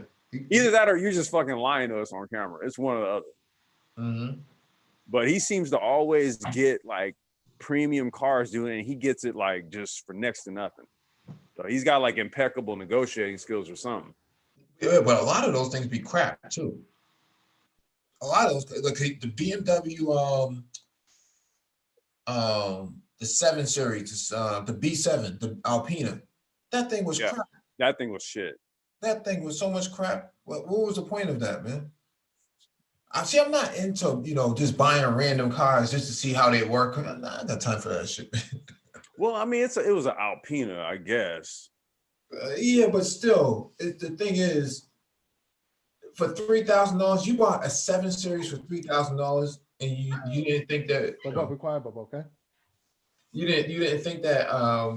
Hey, it was called Alex Rebuilds. That's the guy. You follow him? I never heard of him. Yo, yeah, check out Alex Rebuilds. That dude is sick, dog. Like, that dude's sick, bro. He's on YouTube. Yeah. He on YouTube, yeah. Alex rebuilds, Rich rebuilds. Yeah, I like Alex rebuilds, man. Yeah, I like Alex's rebuilds. Mm-hmm. I've seen his videos before. I never subscribed to him though. I remember the NSX. So Yeah, I think I may have come across one or two of his videos. I'll subscribe to him. Yeah, See, and then I also follow like a lot of the build channels that do the smaller projects, like you know, carts and dirt bikes and all that. Where dudes just kind of those guys like Grind Hard Plumbing. Like these dudes just took a I think it's a I'm trying to remember what kind of motorcycle engine was. That dude Alex, he gets them like totaled out, like torn up, and brings them back. That NSX he did was crazy. Yeah, it was. I remember that. Yeah, I remember that. He did a Viper too. Yeah. Yeah, see, I don't got that kind of patience and that sort of Yeah, you gotta be that ain't no, you don't just jump into these that kind of stuff. He real meticulous too. He take every part down and like look and just goes through it. You got to, man. I have a 2000 Mac Minarelli shifter cart in my garage right now. I've been tearing down, and I did a couple live streams, like just doing the tear down on it. And it's like it's on a smaller scale, but it's literally you gotta. It's every bolt. I'm literally taking everything down. I've got everything separated. Everything's gonna get clean, and then everything's gonna get put back together in sequence.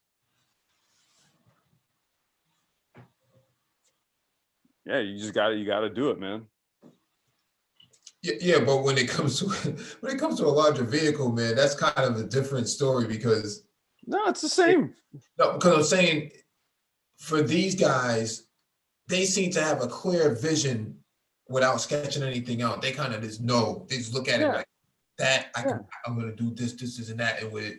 And there's no journal. There's no sort of like, No, it's a methodology. Yeah. No, it's a methodology, dude. That's why I'm like, carts are because it's the same thing when if I work on bikes, if I work on like motorcycles, whatever. Like I'll work on cars, but I don't do car builds. I can work on them, man, right? But when you get something like a totaled NSX, and you just like, no problem, I got this, bro. That's different. Yeah, that's a different. No, dude. Like what I'm saying is my specialty is karting. That's what I do, right? Oh, but but I'm just saying, like, whenever one of my mentors, so the dude that basically used to hold the same position at the shop that I worked at. He's a brother, by the way. It's like he's like an older brother to me. So this dude, he's an ASE master mechanic. This dude has his own mobile mechanic truck, and so I've helped him fucking pull a turbo motor out of his Golf, and completely rebuild like the front fender, the front quarter panel when it was hit. Now I helped him, but what you're talking about, that dude does that. He basically just look at some shit and just kind of like, we're gonna do this, we're gonna stick this here, I'm gonna put this here, do this, and then you just work through the method and boom, it's done. Yeah. The thing is, man, some of those builds, I'm like, yo, I would actually buy that from him, but I'm not gonna pay for it because I know what he did. I know what it took for him to get it to where it is now. I'm not gonna give you my money. I'd rather do it myself. Well, some of it is it's becoming a thing of like, it's the fact that person did it, right? So it's like, this car was built by so and so. So it's more like a collector's item type of thing. There's a couple of guys that do builds on, smaller scale builds, like they do smaller scale projects, right? But that's what they end up doing is like they'll get dudes that'll just be like, hey man, I want that. And they come and pick it up, So I mean, it's like if you get notoriety, it's just like that Rawwell built dude. The dude, Smokey-san from Japan, the dude who does the Porsches. Like that's just what it becomes now. It's like his Porsches became a thing. Roll out. Yeah, the way he styles them. So now dudes they get the Porsches and then they ship them to Japan. Or you got dudes that have made deals with him. So what they'll do is they'll get like 3 clients. Let's say they get 3 clients, and all these dudes are gonna pay 20, 25 grand, 30 grand to have these Porsches done up RWB style. And then they'll just fly him in for a month, him and like 2 of his dudes, and they just have a shop with all the tools there, and they get to work and they knock the cars out. They got a RWB shop in Brazil. Yeah. And dude, yeah, so The thing is, yeah, the thing is, for some of these, they're so unique. Some of these builds, it's like it's hard. You can never replicate some of it, and it's just like you got to accept it for what it is.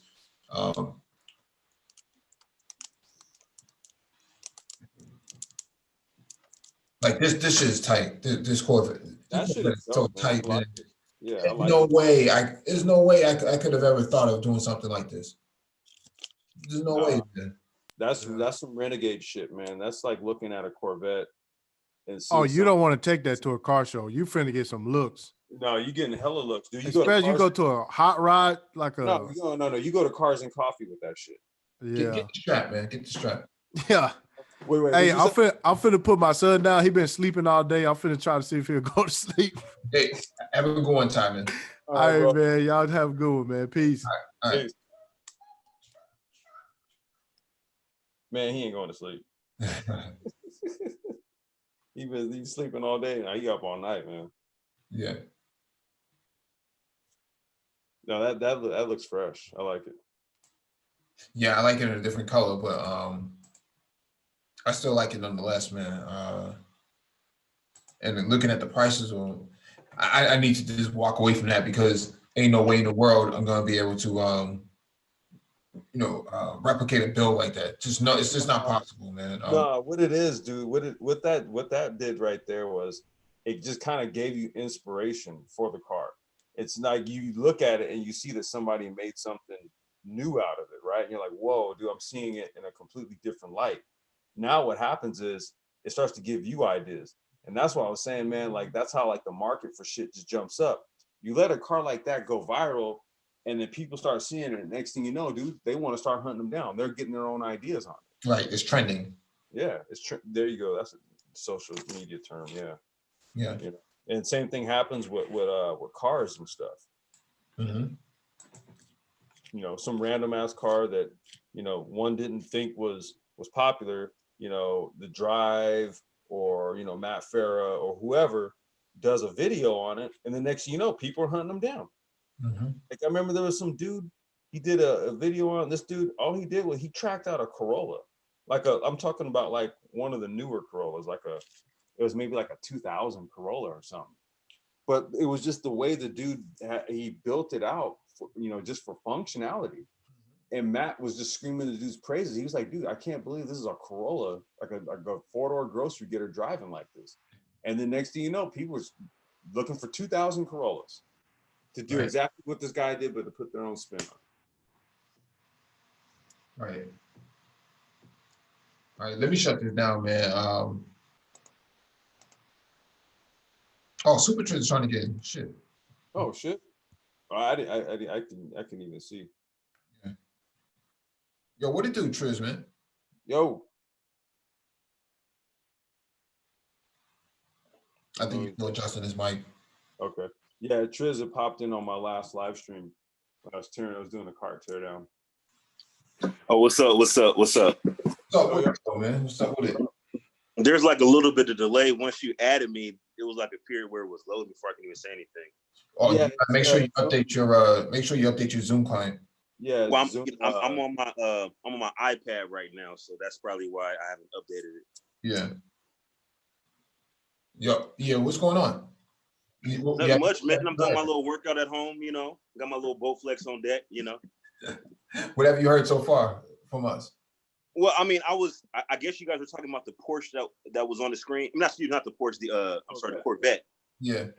I said Porsche because that particular angle, that front 3/4 view angle, with the actual, wide body kit, the actual the wing, mm-hmm. It kind of like if you squint your eyes, and you look at it in the dark with your contact lenses out, it kind of looks like a Porsche Contour, like a wide body Porsche Contour. What model series was that? Was that the 9? The 9, the MC Hammer one? 938, 935? I think that's what it was. 935. I'm not exactly sure. I'm not a Porsche expert, but Yeah. Oh, you're talking but about the first thing I thought was not that Corvette, but the previous Corvette that you had on there. the old school C4. The C4, the C4, like just the actual contours. Obviously, it doesn't look like a Porsche, but just the way, like the shape, the contours. Yeah, you're talking about the what is that, Mike? The 938 That's what I'm thinking. 935. or 935 or 938? Yeah. Yeah. Well, like I was telling Mike, I always like the C4 Corvette, in particular, that's the image right there. In particular, the Grand Sport that had the white stripe down the middle. Are you saying the C4 Grand Sport, or is it saying the C5 Grand Sport? No, C4 Grand Sport. That was I always liked the C4 Grand Sport. Because you know why I liked it? I know why I liked it now. Because when I played the original Gran Turismo on PlayStation, I used to love using that car. Oh, wait, the blue one with the white stripes going down the middle? Yeah, with the black rims. Yeah. That was my car, and I used to use the old TVR Griffin 500. Yeah, my the cousin Griffin. My cousin used the Dodge Viper. I used to whoop his ass with the TVR. That's the one right there. Okay, this is what Trish is talking about. Oh yeah, that's it. That's my boo right there. Now if I had that car, I'd be tricking on her. I can imagine, man. I can imagine. I was simp for that C4 right there. And you be the only nigga out there with one. Yep. I don't know how you even found this one. Gran Turismo. Yeah, but I'm saying, like, how did you even come to the conclusion that this is it? Well, on the original Gran Turismo for PlayStation 1, in the arcade mode, this was one of the cars that you could use. Because, arcade mode had a limited selection of cars. Yeah, you couldn't use all the cars. Yeah, and so you could use this one. You could use the TVR Griffith 500. You could use the Dodge Viper. And so I would use this car, the TVR Griffiths, because in the arcade mode, you can do the head-to-head, split screen. And so, me and my cousin would play that game like all day long. Mm-hmm. Mm-hmm. That was my car. That was my boo. Crazy. That Callaway a little bit extra, but a little bit extra. Hey man, I had an Infinity G20 that I had built. I had on a memory card, man, and I had that thing built out to the max, dude. I used to smoke for like literally. What's up? You know what game is so underrated that I used to look? Now this is, y'all probably haven't heard. It's like a little kind of what you call obscure type game. Okay. But Tokyo Extreme Racing. Oh yeah. No, it's not. I mean, it's not. I heard of that game. Oh, because you could actually kit the cars out. Mm-hmm. It was Japanese. You had to play on Japanese freeways and shit like that. But me and my cousin, man, we would play that game all fucking night long. That was my game. Mm-hmm. Yeah, I'm about to hit the sim. I'm about to hit sim racing pretty hard here, dude. Because it's going because of all this COVID stuff. Everybody's going sim with it for the time being. So well, here's the thing, right? So I looked into sim racing, and I was like, you know what? Because I got that fourplex, so I'm probably gonna be moving into that fourplex after this COVID is all over, and I'm moving into the 3-bedroom unit. So it's like I got an extra room I can kind of play with. So I was like, I can get one of those rigs. Yeah. And I started looking up the prices on the one I want with the actual shocks that move, that leans and has the physics. Oh, you're crazy. I saw the price on that, so I have to kind of rethink my strategy. Yeah, you might want to get the stationary one. Yeah. Yeah, the one that doesn't move. Yeah. No, what you'll want to do is you want to get like a good wheel and pedal set, like a Fanatec. You'll want to get like a good pedal, like the pedal set. But the Fanatec's, man, those are like legit, damn near like race constructed pedals. So like the clutch and brake feel is accurate. you know, with the Logitech, I've already looked into it. I was just gonna go and buy the Logitech G29 kit, and then I was gonna make some modifications with the foot pedals. So I was just gonna basically get stronger springs and replace the springs on the brake and clutch pedals. Well, I would replace all the springs, but I would make, you know, the spring and the throttle a little more stiffer, and then like the brake and clutch springs, I'd make those like firm, because you know when you drive like that, you're going to be using your left foot. So with your left foot, you have less sensitivity. So you need like stiffer springs so that when you push the brakes don't actually slam. Like you can push hard on it with your left foot and still get like good modulation. So you So want like feedback to it? yeah, I'm gonna modify the G29 pedal kit so that so I have more like realistic feel. But like Well, the Fanatec kits, man, them shits, that's the dope shit right there. Well, I'm kind of wondering, you know, if there'll be some actual opportunities to catch one on the aftermarket, you know, considering people may be trying to sell off some of their you know, unnecessary items. Right now, because sim racing is blown up, there's actually a shortage of all of like the Thrustmaster and Logitech kits, and even the Fanatec all that stuff is on back order. And then a lot of the components for it, for a lot of their shit, come from China, and you already know what's going on with that. So yeah, right now sim kits are like they're at a premium right now, man, because they're kind of hard to come by. But me and my old boss, we were talking about making some, like, you know, he makes the Arduinos.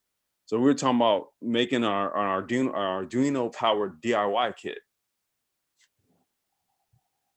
So you would just buy it in a box and put it together. Okay. But it would already be like built out, right? So, you know, we're talking about actually just building like a DIY sim kit, like wheel and pedal kit. That might be a little bit of hustle for you, like, you know, people. Yeah, no, that's that's what we're looking to do, because you know, from a construction standpoint, I've seen rigs. So like you take a Logitech kit and you could take the components out of it and then 3D print like 3D print like the type of frame you want to put the components back into. So you basically remove all the cheap plastic components from the Logitech. You print out a nice frame that you want for like pedals and shit, mod it up with the springs and what have you, and then you're just going to use the electronics and the internals and then stick it into the new kit. So, you know, there's a couple of angles we're looking to take on it. Like it'd be like a basic kit, and then you could either buy like our components, which would be better than like the Logitech and all that, or you could just buy like the frame kits and then mod your Logitech stuff. So you could remove your old shit and then put the components into the new kit.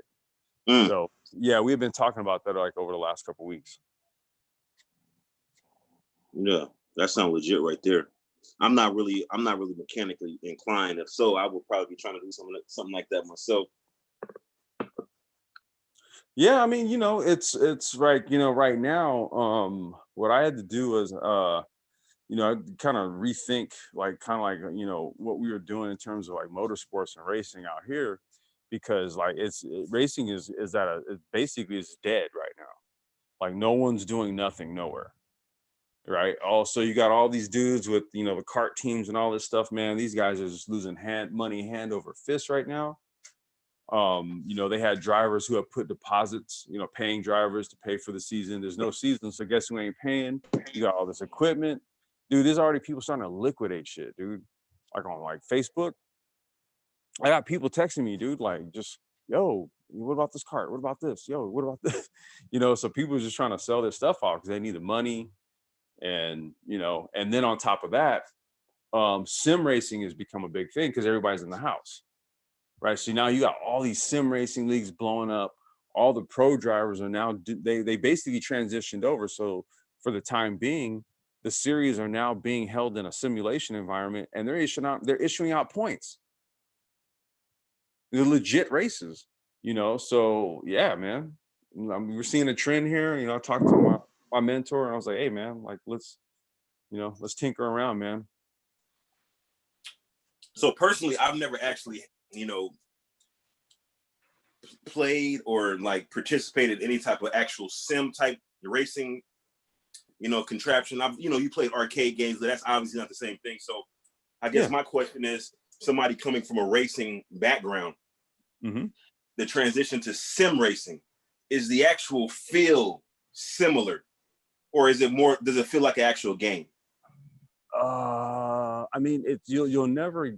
So that's what a lot of the drivers right now that are all bitching and moaning about sim racing right now.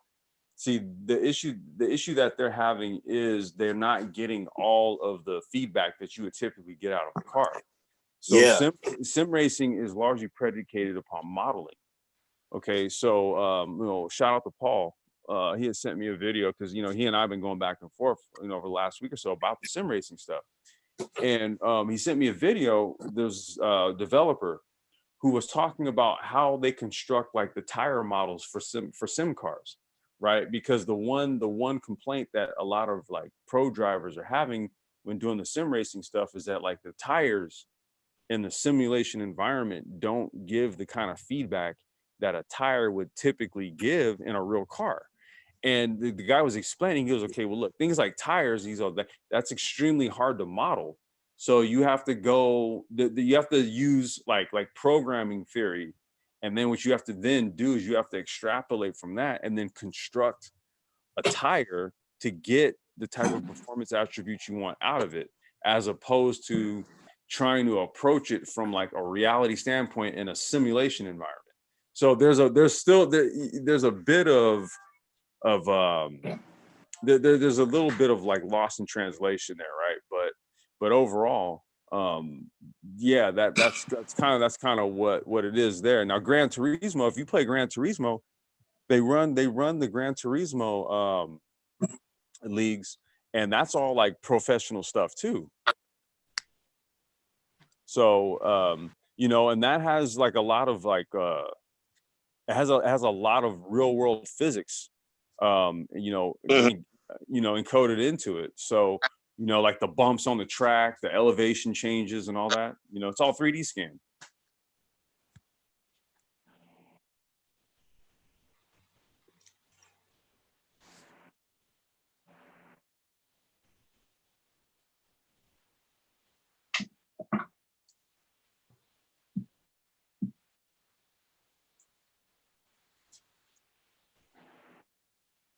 Yo, you guys there?